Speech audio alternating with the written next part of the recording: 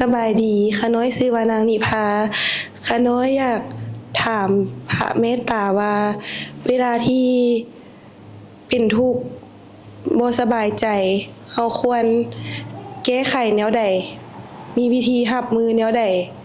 มีคำตอบ4ข้อข้อที่1เฮาต้องมีความตั้งใจมั่นต่อตนเองข้อที่2ต้องเชื่อมั่นว่าลมหายใจที่ช่วยได้ฮู้ตามลมหายใจเข้าก็คือติดตามลมหายใจเข้าหยุดก็ฮู้กั้นใจไว้ปล่อยลมหายใจออกฮู้เอาแบบนี้ก่อนต้องอาศัยกั้นใจไว้คือปิดเจ้าของไว้เนาะข้อที่3ต้องได้พินิจพิจารณาว่าเหตุที่เข้ามาเนี่ยมันมันควรแนวใดต้องได้ใส่สติปัญญาช่วยว่าจะแก้ไขแนวใดถ้ามันเป็นเหตุที่เกี่ยวกับเรื่องเงินว่าเราก็ต้องเห็นว่าเพราะอันใดเฮาจึงได้ประเสริฐกับเรื่องนี้ยกตัวอย่างว่าเฮาเป็นหนี้เขาก็ต้องมาบอกมาว่าเป็นหยังเฮาจะเป็นหนี้เขามันสมเหตุสมผลบ่แต่ถ้ามันบ่สมเหตุสมผลว่าเฮาต้องเป็นหนี้เฮาก็ต้องแก้ไขเฮาก็ต้องเปลี่ยนต้องยับยั้งชั่งใจในการใช้เงินในการกู้ยืมบ่ต้องสร้างหนี้บ่ต้องเฟ้อเกินแต่ถ้ามันเป็นเรื่องใส่หายหาเรื่องใส่เนาะก็ต้องพิจารณาว่าเขาอาจจะเป็นเจ้าหนี้เขาอาจจะเคยบอกให้เขาอาจจะเป็นผู้หนึ่งที่ว่ามาเป็นแห่งผลักดันช่วยเขาเห็นการเกิดทางหัวใจของเขาแต่ให้เห็นว่าเขามากวนเพื่อให้เขาเห็นการเห็นตัวนี้ถ้าผู้ที่บ่เข้าใจก็ว่าบ่ต้องการอยากเห็นแต่ถ้าผู้ฝึกผู้ปฏิบัตินี่เห็นก็ดีว่าเฮาเกิดหน่อยเกิดหลายเกิดเป็นผีเป็นเพศเป็นยักษ์เป็นมารบ่ในตอนเห็นหรือว่ามันเกิดแล้วเฮาก็ระงับมันได้ได้เฮาเห็นว่าเฮาชนะเฮาเห็นว่าเฮาให้อภัยอโหสิกรรมหรือเฮาเห็นว่าเฮานี่ทุกข์อยู่กับเรื่องนี้ย่าวออกไปยับยั้งบ่ได้คิดโกรธคิดแค้นคิดเครียดคิดเสียใจคิดน้อยอกน้อยใจย่าวออกตัวนี้ต้องแก้ไข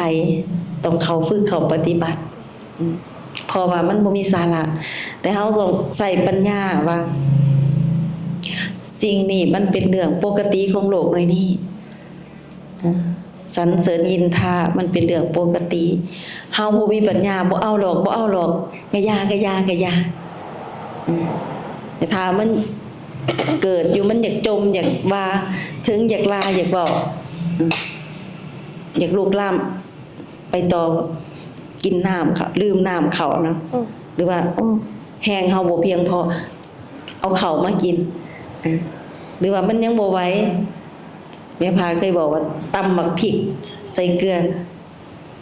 เอามายิบมันเผ็ดเนาะลาเข้าบ่ได้มันคาสีด มันก็ห่างออกเด้ปัญหาตัวนั้นเรื่องที่มันจะยาวออกมันจะขาดสายเหมือนกับสัญญาณบ่ดีเนาะเหมือนกับการหับสัญญาณบ่ดีเนี่ยเพราะว่าเฮาพยายามตัดอยู่แล้วแต่เฮาตัดบ่ได้เฮาก็ต้องใส่วิธีและสุดท้ายเนี่ยมันก็จะห่างออกมันบ่จิ้วเนาะมันจะมีญาณออกอย่างโอกาสเฮาจะได้พลังมันก็พอมีขึ้นเด้หรือว่ามันนักอาบน้ำอีกสำหรับห่างกายมันเข้ามาทางใดแล้วก็มาคอยพิจารณาหรือนอนพักผ่อนหรือกินสมกินหยังไปตามให้ห่างกายเฮามีแห้งตอบมีแห้งพักดันเนาะสิแต่สำคัญที่สุดเฮาก็ต้องเอาใจใส่ว่าสิ่งที่มันเข้ามานี่มันเป็นพิษเป็นภัยเฮาบ่อยากได้ของบ่ดีซุ่มนี้แต่เฮานี่ยับยั้งเฮาบ่ได้แต่เฮาพักดันบ่ได้เฮายังอ่อนนี่ถือว่าเฮาเป็นผู้พ่ายแพ้เนาะตัวนี้บ่เป็นเรื่องควรเอาไว้เป็นเรื่องควรล้างออกเฮาพยายามบอกเฮาเองว่าอย่าเอาอภัยอโหสิกรรมข้อที่4 ถ้ามันยังแสอยู่มันยังมีอยู่จนเนี่ยบ่สบายใจไปหลายวันยังโศกยังเศร้าต้องเอาใจใส่ออกกำลังกายหรือแล่นแบบเดินจงกรมไว้ๆเอาหูซึกเอาธรรมศาสตร์ดีงามของเรานี่ขึ้นมาเอาพลังธรรมนี่มากำจัดสวย แต่สิ่งที่จะกำจัดได้ก็คือพิจารณาสั่งซาตีราคาเฮาถือเข้าพิษเขาถือเข้าพิษถ้าเฮาเห็นว่าเฮาพิษก็ขอบใจนำเขาว่าเขาสิโทษให้เฮาเห็นเฮาสิบ่ได้สร้างโทษไปต่อไปเฮาสิจักหยุดยับยั้งเฮา